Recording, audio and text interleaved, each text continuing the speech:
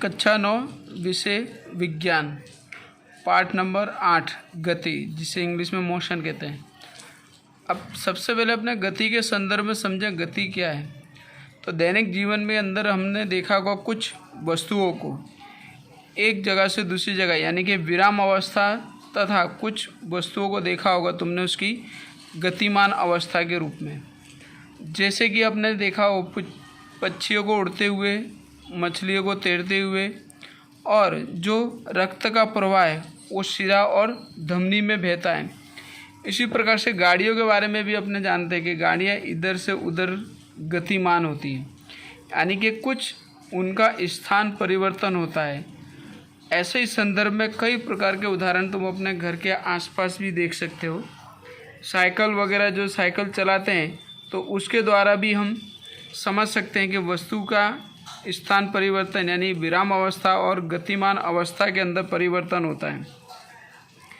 इसी प्रकार से तुमने पेड़ की टहनियों को देखा होगा, डालियों के अंदर जो शाखाएं और पत्तियों के जो झूलने का है यानी ऊपर नीचे हवा के द्वारा उनके अंदर परिवर्तन होता है। इसी तरह से झूले के अंदर हम जानते हैं कि झूले की भी गति होती है, तो झूला ऊपर नीचे या तो इधर उधर होता है।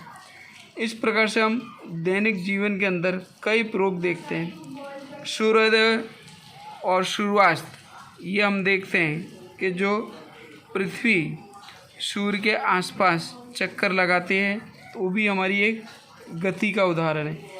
इसी प्रकार से हम दैनिक जीवन के अंदर कई प्रकार की इसी वस्तुओं को बारे में हम समझते हैं। और वही जैसे कि यात्री बस के अंदर सफ़र करता हो या ट्रेन के अंदर सफ़र करता हो, तो ऐसी परिस्थिति के अंदर भी उसमें विराम अवस्था और गति अवस्था यानी गत्यावस्था में परिवर्तन देखने को मिलता है। हम इस पाठ के अंदर कई प्रकार की गति के वर्णन के बारे में समझेंगे और उसके ग्राफीय विधि के द्वारा भी उसे हम समझेंगे। और इसके लिए अपने अपने क्रियाकलाप भी कर सकते हैं घर बैठ कर के। जैसे अपने दीवार के बारे में जानते हैं, स्कूल की दीवार हो या हम घर में जो कमरे में बैठे हैं उसकी दीवार की बात करें तो दीवार हमारी कैसी है, विराम अवस्था में। जबकि हम दूसरे क्रियाकलाप में हम करें जैसे कि रेलगाड़ी हो या बस हो, तब उसके अंदर बैठे हुए यात्री अंदर जो सफ़र करता है तो उस संदर्भ में बाहर की वस्तु को देखने पर उसे पता चलता है कि रेलगाड़ी गतिमान यानी गत्य अवस्था के अंदर गति करती।